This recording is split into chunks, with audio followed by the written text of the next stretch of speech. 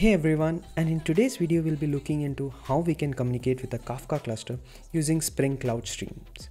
Now in my previous video, which I'm linking it here somewhere, I had discovered how we can communicate with the Kafka cluster using the Spring Kafka dependency. Now in today's video we'll be looking into using the Spring Cloud Streams dependency and then provide the Kafka binder to it and then configure this to talk to the Kafka cluster. With this, let's get started. So let's go to start.spring.io and here I'm going to add the dependency Spring Cloud Streams. So this dependency I'm going to add here right now, and I'm going to give it a group name and I'm going to call it as Kafka Communication Service. We're going to use Java 17 and generate the project. So I have already created this particular project and I have written the producers and the consumers. So let's look at it. So this is the project here. Let's go to the source directory and here I have the Kafka Cloud Stream application. Now, in case of the Spring Cloud Streams, the mechanisms to actually create the producers and the consumers have a little bit of change. Now, in the case of Spring Cloud Streams, you actually define your consumers and the producers independent of any kind of infrastructure.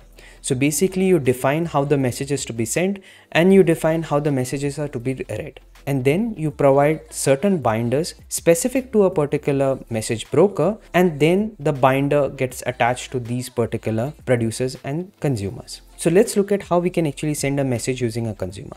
Now to create a particular consumer, what you have to do is you just need to create this consumer bean here, which is of the Java utils function called as a consumer. Here I'm just providing a consumer wherein I'm taking a particular message and then I'm printing this particular message here. So this is assumed that this particular consumer will be invoked when it gets a particular message on that particular topic. Now let's look at the producer. Producer is just a Java utils function supplier. Here, without taking anything, we are creating a particular message and providing this particular supplier such that this particular supplier will be invoked to send the particular message to the Kafka topic. Right now, we have not done anything related to Kafka yet. We are just using right now the Spring Cloud Stream dependency to actually define a particular consumers and producers. This is it that you need to actually define your consumer and your producer.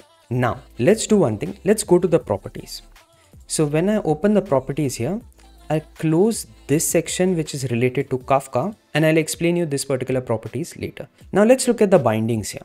Now I have defined two bindings. One is the producer binding here and one is the consumer binding here. Now this particular name, that is producer, is exactly the same as the producer bean here. Similarly, the consumer bean that I have created here is exactly the name over here that I have given as consumer-in-0. Now what is this in and out? So this in and out actually tells whether this is a producer of a message or whether it's a consumer of a message. So in case of the in, you are defining the consumer, wherein in case of an out, we are defining the particular producer. Now this particular index is actually just a particular index for defining that particular binder, which is typically 0. So you don't have to worry about it right now. Now here what I'm doing is I'm specifying a particular destination. Now here my destination name is first topic. So the name of the topic that I'm giving here is called as first topic.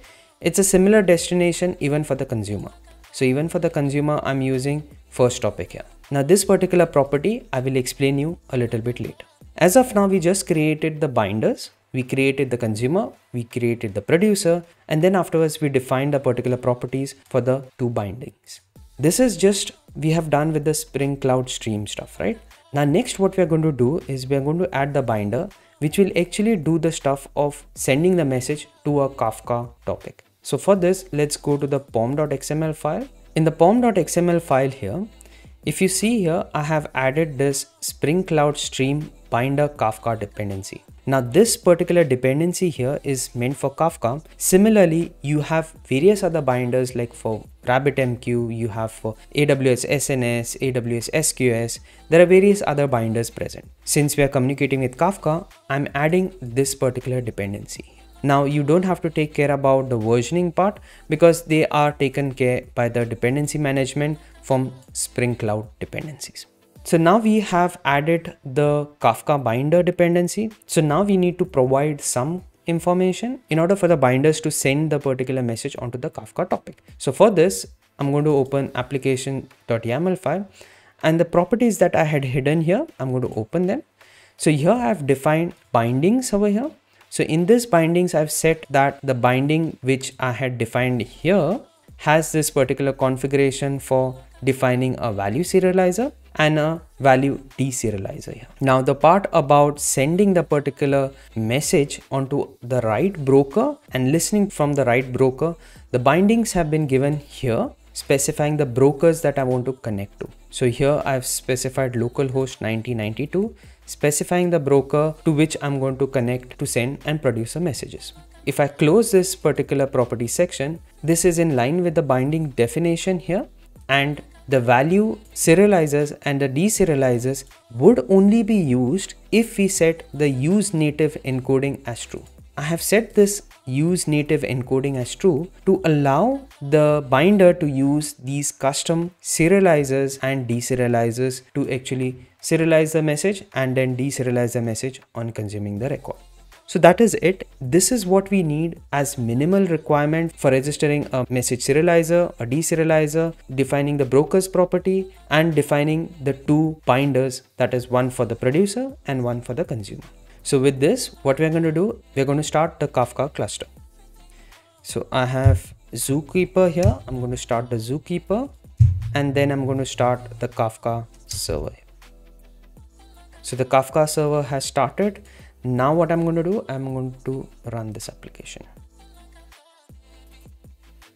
As you can see, we are already receiving messages Jack from streams.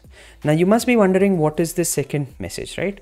From where is this one coming from? Stream bridge. That's what I'm going to explain you now. Now, if I go back to this particular main application, here I had created the consumers and the producer as beans, right? But it may happen that you don't want this producer to produce messages just every second, but rather you want to do this on demand. So basically you want to do something like maybe persist a particular entity into the database and then after that produce a message onto a topic. So for this, I have this particular Kafka producer class here. So in this, what I'm doing is I'm just auto wiring this particular stream bridge here. So the stream bridge will take care about sending the particular message. So in this, I have created a send message, which is scheduled to run basically every 2 seconds. So every 2 seconds, this method would be invoked and the stream bridge would be used to send the particular message. Now, how does it know to whom it has to send a particular message? So for that, I have set here the binding name, that is a producer out -0, which is the same thing as the properties that we had defined here. So this is the binding name and that's the binding name that I'm giving here. Along with this, I'm giving it the message, which is actually a Java record. So what is this Java record? So it has just one property, that is a name, and that's it. It just needs the name property, and I'm setting here Jack from stream bridge. So that's what. Right now we have basically two producers using the same binding, and it's actually sending the message to this Kafka topic, which is specified as a destination here. That is the first topic. And that's what you can see. So this Jack from stream is actually been produced from this producer, and this Jack from stream bridge is actually produced from this particular producer. So today we saw how we can use the Spring Cloud Streams in order to communicate with the Kafka cluster. We used the Kafka binder here along with the Spring Cloud Streams, and then we specified the serializers and the deserializers in order to communicate with the Kafka cluster. Now I keep on exploring more such kind of things, so make sure you subscribe to this particular channel to see more such kind of videos. Till then, take care and see you in my next one.